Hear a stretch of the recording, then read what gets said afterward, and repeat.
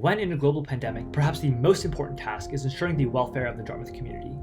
While many students had a relatively low risk of COVID mortality, there remain professors, workers, and immunocompromised students who stood significant risk. And even if students survived, COVID's long-term side effects were long and concerning, affecting one's lungs and even brain function at times. And we have to give credit where credit is due. The administration did a fantastic job keeping transmission rates low. Students were forced into mandatory 2-week quarantine, with testing once a week during fall term, twice a week during winter term. They set up a task force with the most prominent disease experts on campus, consulted with the local government, and established a testing center as well as quarantine housing for if kids got infected. And what was the result? Until close to the end of fall term, Dartmouth barely broke double digits in cases. Compared to state schools that had hundreds and hundreds of kids test positive, that's really impressive.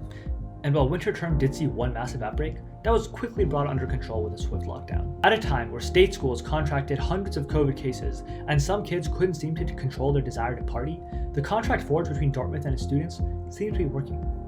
And in fairness, I think the college also had very limited information, and they were trying to do the best, because this is, not to use the terminology, but very unprecedented situation. That was really what pulled us through, was then the emails from Dean Lively, and just the communal laughter at that experience. But then they finally did say, we're coming on campus, and I felt happy about that, because it's so many other colleges. I don't think any of my friends from high school who went to an out-of-state college actually went to college, except for me.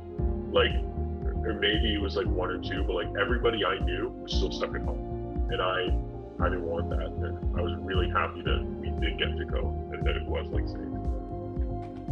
I'd say that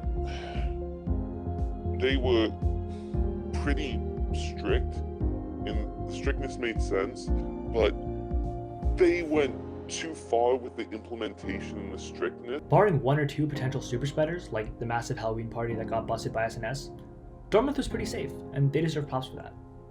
So for the handling of disease and physical health, we give Dartmouth an A+.